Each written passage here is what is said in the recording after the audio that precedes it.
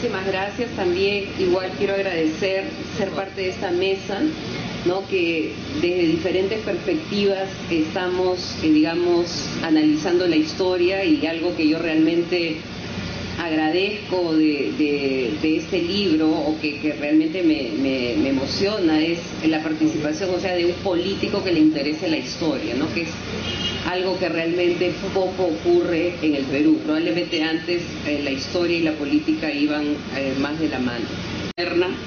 Y la marginalidad de Prado, por entonces enemistado con muchos de los viejos jerarcas militares, determina que la notificación de su ascenso al grado de general llegara de Chile. Porque si bien es cierto que durante la década de 1860 el americanismo reinaba, desde México hasta Cabo de Hornos, y había muchos nombramientos similares, es bueno recordar que a pesar de sus errores, los generales peruanos, los mariscales peruanos, nunca obtuvieron ascensos otorgados en Chile. Los mariscales, desde Gamarra en adelante, recibieron sus galones de las manos de sus pares en el Perú.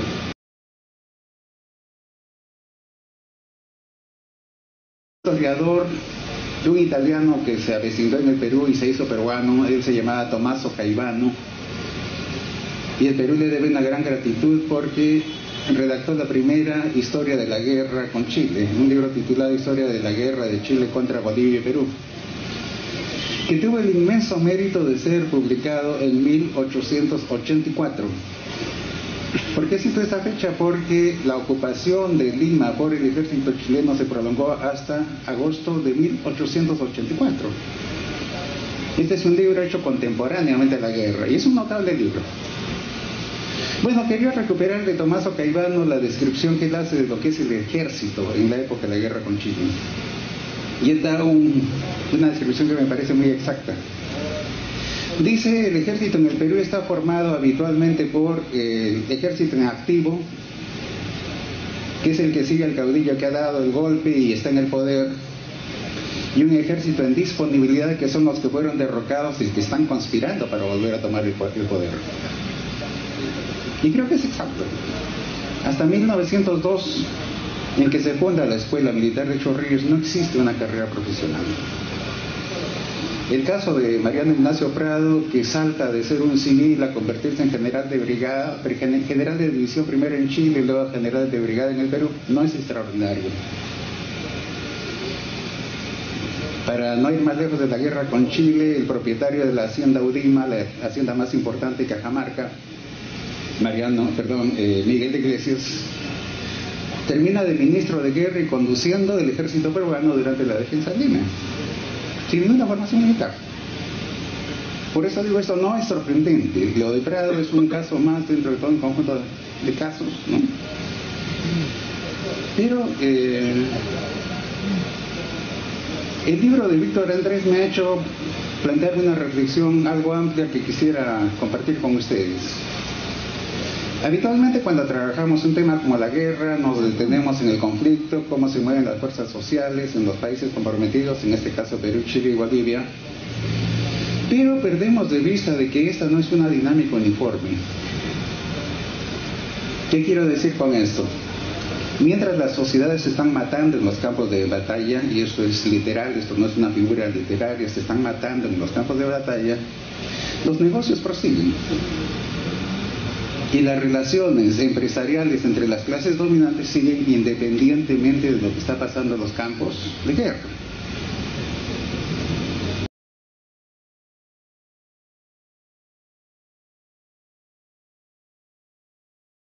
Muchas gracias, Víctor Andrés, por la convocatoria, y desde ya felicitaciones por el libro.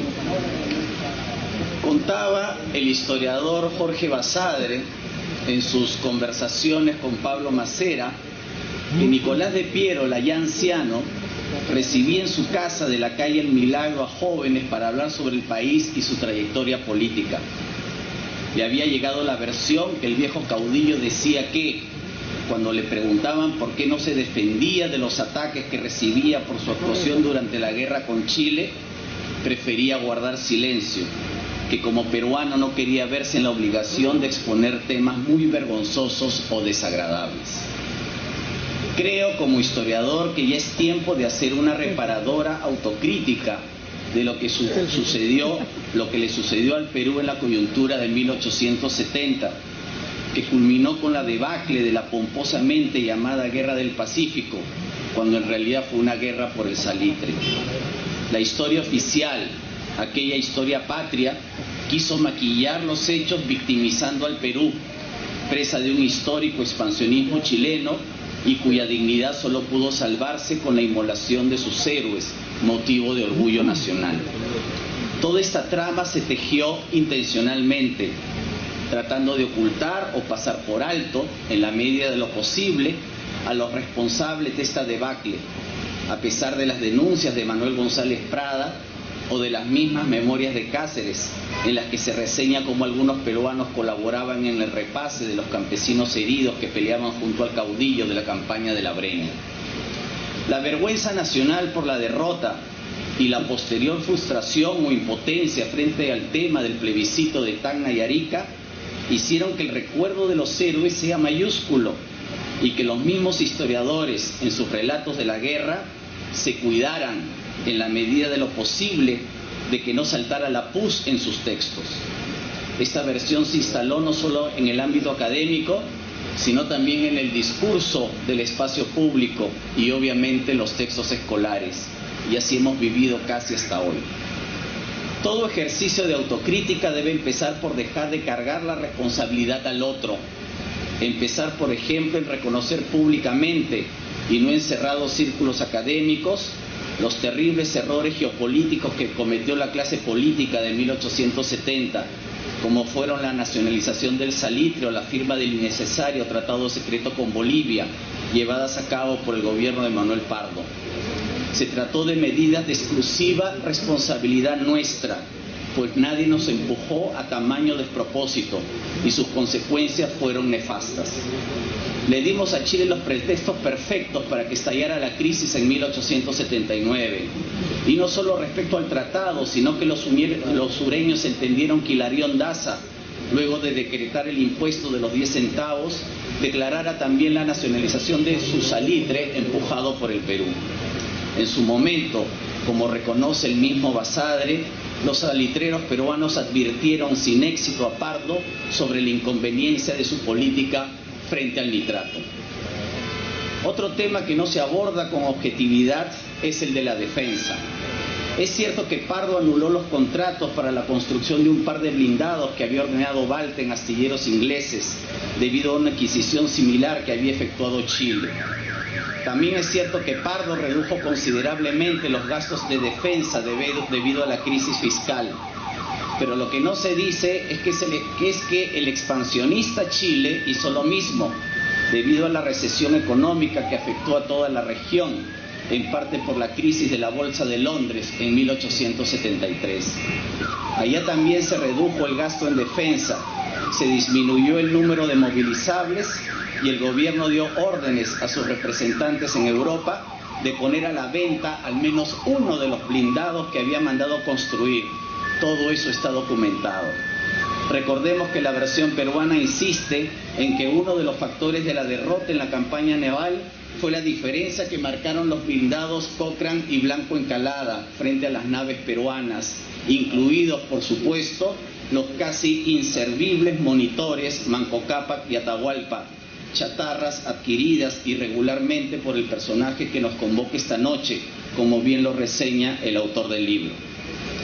Entre otros temas, los peruanos parecemos no querer enterarnos, por ejemplo, que debido a que no había gobierno durante los 2 días que transcurrieron entre la derrota en Miraflores y el ingreso de las tropas chilenas a Lima, no solamente hubo desmanes con asaltos a negocios e incendios a locales chinos, acusados injustamente de la derrota, sino también un primer saqueo de edificios públicos, incluida nuestra sufrida Biblioteca Nacional.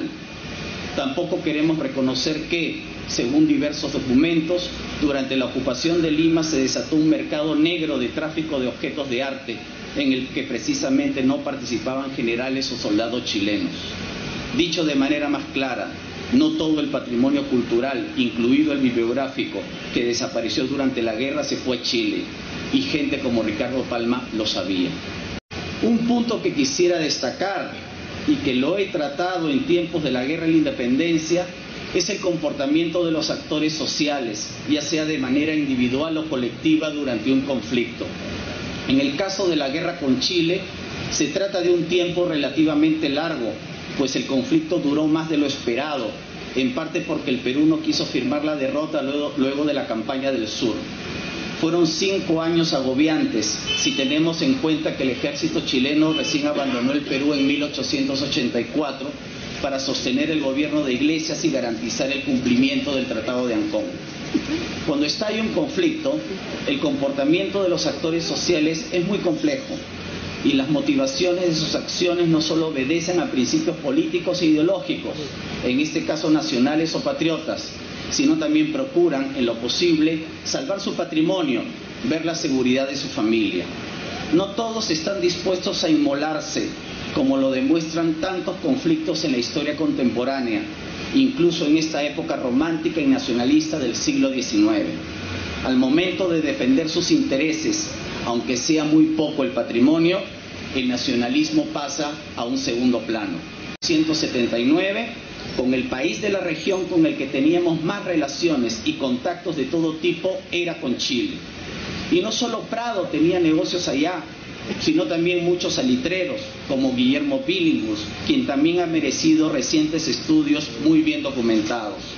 Esta es una interesante línea de investigación, pues también había varios empresarios chilenos con intereses en el Perú y que se vieron afectados. Respecto al señor Prado, ya sabemos qué escogió, como otros también lo hicieron. Hubiera preferido declarar la neutralidad del Perú frente al problema entre Chile y Bolivia, pero el tratado secreto y el fanatismo nacionalista que algunos se encargaron de exacerbar en 1879 lo empujaron a la guerra. Él, como pocos, sabían que el país no estaba preparado. Por ello, allí están sus telegramas ordenando a nuestros representantes en Europa la compra urgente de armamentos, mientras hacía tiempo enviado a José Antonio de la Valle a una misión que sabía no tenía ninguna posibilidad de éxito. Si leemos atentamente las memorias de la Valle, nos daremos cuenta cómo Prado casi no le dio crédito a lo que podía lograr su embajador plenipotenciario en su viaje a Santiago. La versión chilena que afirma que la visión Lavalle era una estrategia para ganar tiempo, lamentablemente es cierta. Presentamos el expediente Prado, pero para ser justos, otros expedientes también deberían ser estudiados y publicados, y así tener una visión más amplia del conflicto que estalló en 1879. Me refiero, por ejemplo, al expediente Pierola, otro de los personajes claves del periodo y que ha pasado a la memoria colectiva relativamente bien, en parte porque hizo un medianamente aceptable gobierno entre 1895 y 1899. Sin embargo, como bien lo ha documentado el trabajo de Alfonso Quirós que hemos citado o que se ha citado, la actuación del conspirador arequipeño fue más que lamentable, y no solo por su errática estrategia en la defensa de Lima y su rocambolesco gobierno en las alturas de Ayacucho. Prado huyó, pero Pierola, durante su dictadura, siguió comprando armas y municiones muy costosas y en ocasiones defectuosas a la Casa Grace, así como a otros proveedores. Gracias a estos negocios, se hizo muy amigo de Grace, como lo revela su correspondencia. Durante su gobierno, Pierola impuso decisiones financieras muy nocivas que aceleraron la debacle militar. Encontró, como anota Quirós, excelentes oportunidades para malversar y saquear los fondos destinados a la defensa nacional. Nunca presentó cuentas o registro oficial para justificar los retiros de dinero, entre 95 y 130 millones de soles en un año de dictadura. Una investigación oficial llevada a cabo en 1884 encontró que durante la guerra hubo irregularidades extremas en el manejo de los fondos, pero no hubo ninguna sanción. Pierola también huyó, pero su itinerario fue distinto. Primero lo hizo al interior, sometiendo a diversas aldeas y pueblos a expoliaciones para recuperar su caudal político.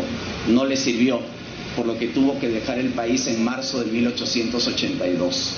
Se fue a París gracias a los fondos y hospitalidad de su amigo Dreyfus, que le apoyaría en otra campaña para volver al poder cuando las condiciones así lo permitieran. Su amigo Grace también lo apoyó con préstamos en reconocimiento por sus pasados servicios y con la expectativa de su regreso a la presidencia. ¿Qué pasó en la guerra? ¿Qué pasó con un personaje que en plena guerra se va, siendo presidente del Perú y siendo general del ejército? ¿Cómo se va? ¿Por qué se va? ¿Por miedo? ¿Por un acto de rapiña? ¿Por mala salud? En fin, ¿por qué se va? Y ese es un tema que hasta ahora no ha sido, por lo menos, aclarado definitivamente. Y cuando yo de joven, muy joven, visité a Basadre de la mano de mi padre y luego de mi hermano Domingo, y le pregunté antes de que fallezca: maestro, ha salido el libro de El viaje de Prado, de Sonde, ¿qué opina usted? Solamente dijo: es una novela. Nada más, es una novela. Y luego, cuando he escrito este libro, porque claro, novelas han escrito muchas sobre el viaje de Prado, sin ningún sustento, todas equivocadas, todas parcializadas. Hay una especie de apologismo del pradismo durante toda la época del Imperio Prado, y ahora también hay algunos que quedan.